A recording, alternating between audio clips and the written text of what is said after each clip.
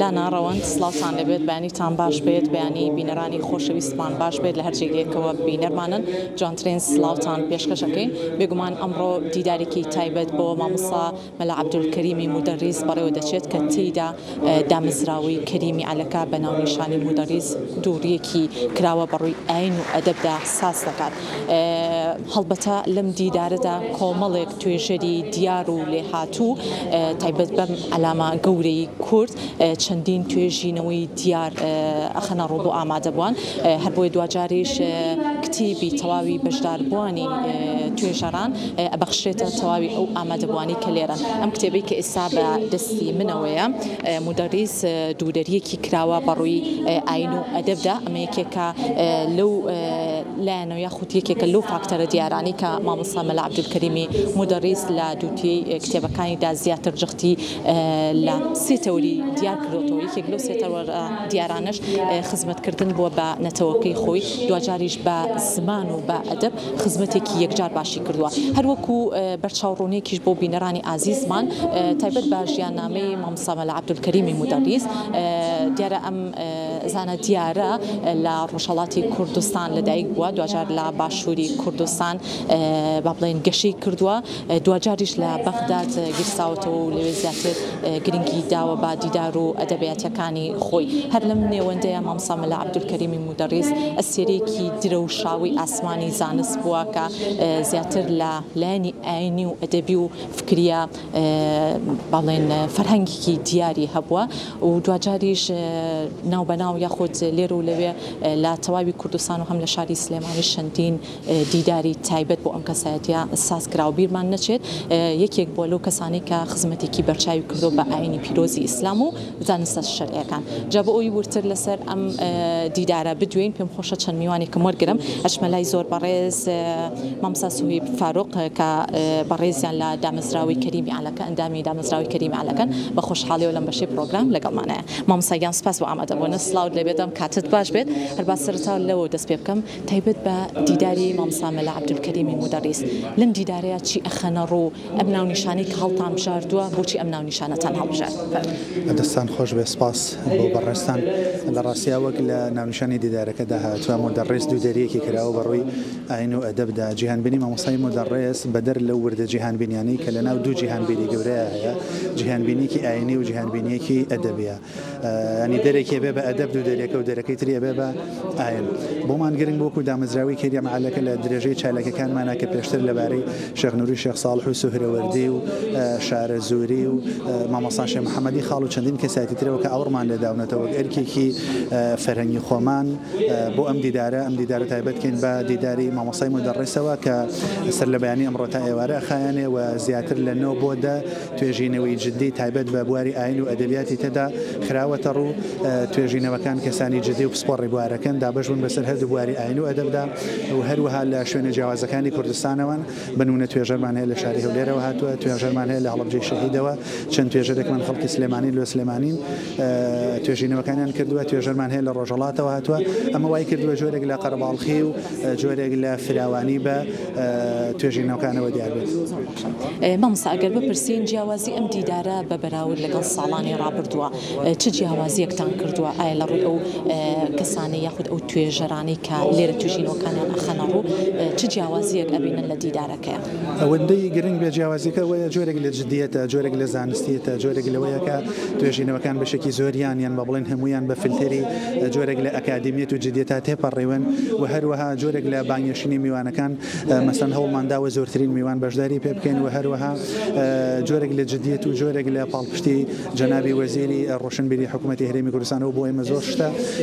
ئەمانە و ینی چەندین شتی تریش وای کردووە کە دیدارەکە تەنها دیدارێکی چۆنەڵی جۆرێک لە سادەیان لێکواڵیان ئەوە نەبێت و هەروەها جیاوازیەکی تری دیدارەکەشەوەی هەموو جارێک بۆ ئەم دیدارەش بۆ دیدارەکانی تریژ متوانم ئەوە بڵێم کە توێژینەوەکان چاپەکەین و بە شێوەیەکی زۆر تایبەت بۆ کەسێکە نتوانی بێ بەشدار بەیان بۆ کتێبخانەی کوردی خێنە ناو کتێبخانەی کوردی بۆ توێژەران و ڕۆشنبیرانی ئێمە بۆ بەرچاوڕوونی بینەرانی خۆشەویست ئەوەی کە هەیە مامۆستا مەلا عەبدولکەریمی مودەریس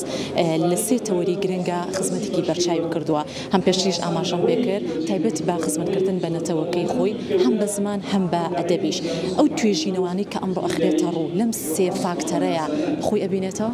توێژینەوەکان بەشێکی پەیوەندی نێوان مامۆستا عەبدولکەریم مدەڕس و حوجرەکەیەتی بەشێکیان پەیوەندی بە جیهانبینی مامۆستای مدەڕسەوە لە ئاینی و ئەدەبیەوە یەکێ لە توێژینەوەکان ئیشکردن لەسەر جیهانبینی مامۆستای مدەڕس لە دیوانی مەولەویە یەکێکی تر لە توێژینەوەکان ئیشکردن لەسەر مامۆستای مدەڕس لە دیوانی نالیە کە ئەمە دوو جیهانبینی جیاوازن وەک دەزانرێت شعری کلاسیکی کوردی مەولەوی و نالی دوو جیهانبینی جیاوازن نەویان بە کێشە عروزی عەرەبی نووسراوە ئەمی تریشان بە کێشی پەنجەی خۆماڵی نووسراوە توێژەرێکمان لە ڕۆژهەڵاتەوە بەشدار بووە بە توێژینەوەیەک بە ناونیشانی مامۆستا عەبدولکەریم مدەڕس کاراترین نووسەری کورد یعنی ئەمە کۆڵێک جیهانبینی جیاوازن ئەکرێ بڵێم توێژینەوەکان بەشێکی زۆری لەو جۆرن و ئەمڕۆ پێشکەش دەکرێن کۆتا پرسیارت لێ ئەەکەم مامۆستاگیان تا چەندە جێی خۆشحاڵیە زانایەکی وە کەسایەتێکی وە لە هەرێمی کوردستانە بە ئامادەبوونی ژمارێکی زۆر لەم ئامادەبووانە جێی خۆشحاڵیە و کە زیاتر لە دیدارەکەیە بیر و بۆچوون و ئایدیای خۆیان ئەخەنەڕۆ پێمان بڵی تا چەندە گرنگە ئەم جۆرە دیدارانە بایەخی زیاتری پێ بدرێت لەبەرەوەی پێگەی ئەم کەسە زانا و بلیمەتانە زیاتر بناسێنرێت ڕێک ئەوە وتراوە کە هەر کەسێک ڕابردوو خۆی نەزانێت سای خۆشی نازانێت هیچکردنی ئێمە لەو ڕانگەیەوە بۆ ئێستاشەوە کۆڵێک دڵخۆشی بۆ ئێمە هەیە کە هۆڵەکە پڕاکە بەشدارێکی زۆر لە نووسەران و توێژەران و شێخانی تەریقەت و مامۆستایانی ئاینی و خوێنەران و نووسەران و زانکۆکانی کوردستان بەشداریان کردووە دنیایەک مای خۆشحاڵیمانەوە ئێمە هەتا گەورە منەوەرانی وەکو مامۆستای مدەڕیس و شێخی خاڵ و علادین سەجادی و گەورە شاعرانی وەکو نالی و مەولەوی و مەحوی و هەروەها گەورە زانایەک و مامۆستای زەڵمی و ئەوانەمان لە یاد بێ ئەتوانین ئایندەیەکی باش بنیاد بنێن دەستان خۆش بێت زۆر سپاس زۆر سپاس بۆ زۆر بەڕێز مامۆستا سوهەیب فاروق بەڕێزیان ئەندامن لە دامەزراوی کەریمی عەلەکە سپاس بۆ وتەکانی بەڕێزیان جا ئێستا پێم خۆشە بچمە لای یەکێک لەو توێژەرانی کە بەجێ خۆشحاڵیەوە تایبەت بەم عەلامە گەورەی کورد توێژینەوەیکی دیاری هەیە ئەوانیش زۆر بەڕێز دکتۆر محەممەد عەبدوڵڵا ئەحمەد پێنجوێنی کە بەڕێزیان تایبەت بە کەسێتی مامۆستا عەبدولکەریمی مدەڕیس وەک دەرچوویەکی حوجرەکانی کوردستان هەندێک قسە و باسمان بۆکەم بەجێ خۆشحاڵیە و لەگەڵمانەیە مامۆستاگیان ئەگەر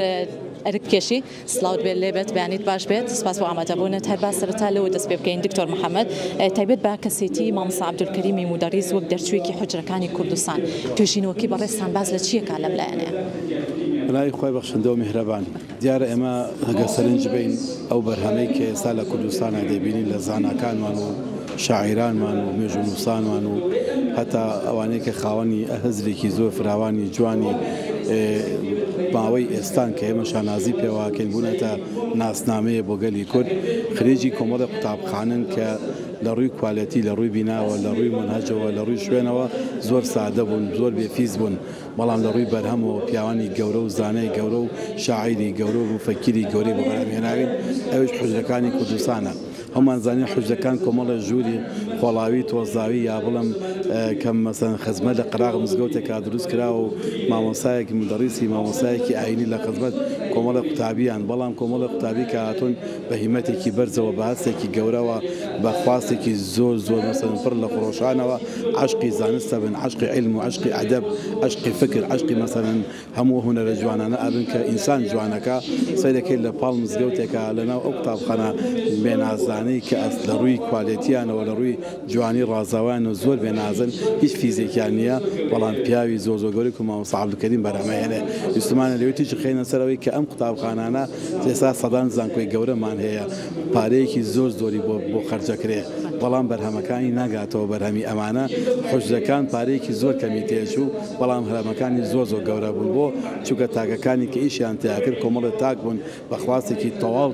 هاتبوون هەموو هیانی خۆیان تەسلیم کردبوو بۆی علم شتێکیان باتێ قسەیەکی غەزالی هەیە کە دەڵێ زانست دەڵێ بە ئینسانەڵێ ئەگەر هەموو خۆتم تەسلیم نەکەی نەدەی بە من هیچی خۆ من نادەمێ کەوابوو زانەکانی ئێمە ئاوا خەڵکیان فێر دەکرد بۆ ئێمە مامۆستا عەبدولکەریم کەسێتێکی ئەم دەرچووە حوجرەیە یەکێ بوو لەو پیاوانەی گەورەترین ئامانجی فێرکردن بوو بۆ یەکێ لەو نمونانەی کە بەڕاستی جێگەی شانازیە کاتێک کاک فاتحی کوڕی وەفات دەکات لە بەغدا ئەو ڕۆژەی لەسەر جەنازەکەی دانیشتووە قوتابیەکانی دێن کە مامۆستا بین لەسەر جەنازەی کوڕی دانیشتووە بۆ قەبران و ئەوانە دەرسەکە ناخوێن ناچون بەلای مامۆستا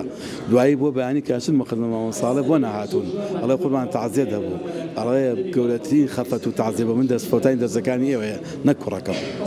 ئەمە بەڕاستی ئەمە ویسماندا متەژ خێنە سەر ئەم لایەنە گەورەیە ئەم پەروەردەیە کێ دروستیەکە لەکوێ دروست بوو بەڕاستی ئەو مەنهەجێتی کە لە حوجرەیە بوو لێرەوە من بەڕاستی سەرنج ڕاکێشم بۆی جارێکیانێکێک لەو کەسێبیانەی توێژنوویکی لەسەر گەلی کورد کردبوو هات بە مامان دوایی لە مامۆستایەکی بەڕێز مامۆستای قەرداغی بۆشی گەڕامەوە من خۆشی بەخۆش من پرسی وتی کە لەو شتانەی کە من معجب من پێی زانا گەورەکانی ئەم میلەتە ئێوە هەمووی خریجی حوجرن بەڵام ئێستا حوجرە نابینین ئێوە ئێستا حوجرەتان تەرکەوە بۆچی حوجرە نابێتم مەڵای و پرسیارە حەق وایە لە حکومەتی بکەین بۆچی ئێستا حوجرە وەکو جاران ناتوانێت ئەو کەسانە بەرهەم بێنێ دکتۆر محەممەد ئەوەی کە هەیە مامۆستا مەلا عەبدولکەریمی مودەریس بێگومان وەکەوەی کە جەنابی شت ئاماژەت پێکرد شاکارێکی زۆر جوان لە بواری ئەدەب و زمان و خزمەتکردن بە نەتەوەکەی خۆی یاخود لە بواری فێرکردنە زیاتر گرنگیەوە بە ئاینی پیرۆزی ئیسلام و زانستە شەرعیەکان ئەم دیدارە تا چەندە توێژینەوەکەی بەڕێزی شت تایبەت کراوە بە ئاینی پیرۆزی ئیسلام و زانستە شەرعیەکان بەڵێ لە ڕاستی ئەمە کە قسە لەسەر مامۆستاکەم من و دەرچوویکی قوتابخانە شەرعیەکان قساکەم دەرچووی قوتابخانانە ئەم حوجرانی فەقیهەتی خۆمان دەرچوویەکی گشتگیر بووە تەنها لە بوارێکی شەرعیان نەبووە وەکو لە زبانە شارەزایەکی باشی پێیا کرد و تادی زبانی عەرەبی و زبانی باو فارسی لەو کاتانەدا باو بووە فارسی و عەرەبی کێگولۆشانی کە باشترین شێوە فێری بوون دووەم گرنگیان بە زانستەکانی لۆژیک داوە کە زانستی فەلسەفە و مەنتیقە یەکێک بۆ لەو زانستانی کە لەناو فەقیهەتی و حوجرە فەقیهەکانە زۆر گرنگیان پێداوە سێهەم گرنگیان بەلایەنی ئەدەب و شیعر داوە کە زانستێ بۆ خوێنراوە بە دەرس خوێنراوە چۆن شیعرە نووسی و ئەو بەحرا شیعریانەیەکی کە تۆ شیعر و خوێنراوی لەسەر ڕیزەکەی و دایانی مامۆستایەکێک بەلەوانە لەو فەقیهانە لەناو مەنهەجەکەیە دیا بۆ بخوێنێت جگەلەوە ئەم جا سەر و باری ئەوانەش لەگەڵ تەفسیر و حەدیث و فقی ئیسلامی وسوڵ خوێنراوە ئێمە لەم لایەنم باسی مامۆستامان کرد مامۆستا لەو حوجرانە گەورە بووە خریجی ئەو مەدرسان و قوتابخانەیە کە بەم شێوازە مەنهەجێکی فراوان بۆیە کە جوانترین مامۆستایە جوانترین دەرچوویەک کە فکرێکی زۆر میانە ڕەوی هەبێت دەرچوێم حوجرانیە بەڕاستی هەم گشتگیرە لە ڕووی زانستیەوە هەم پیاوێکی بەسەر بەڕاستی ئاشناشە بەسەر دنیای واقعی خۆی و ئایندەی خۆشیە ئەتوانێت تێبگا لە دەستبانی دەوروبەرەکەی خۆشی زۆر سپاس سێواکەم سپاسانەکەم زۆر سپاس بۆ زۆر بەڕێز دکتۆر محەممەد عەبدوڵڵا ئەحمەد پێنجوێنی کە تایبەت بە کەسێتی مامۆستا عەبدولکەریمی مودەریس وەک دەرچوویەکی حوجرەکانی کوردستان وەک ئەوەی کە پێشتریش ئاماژەمان پێکرد زیاتر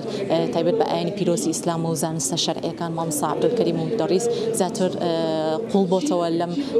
بابەتەیە و هەم لە وتەکانی هەردوو میوانەکەشم کە ئاماژیان پێکرد زیاتر لە بواری ئەدەب و فێرکردن و زمان و خزمەتکردن بە نەتەوەکەی خۆی ئەمە بەشێکی گرنگی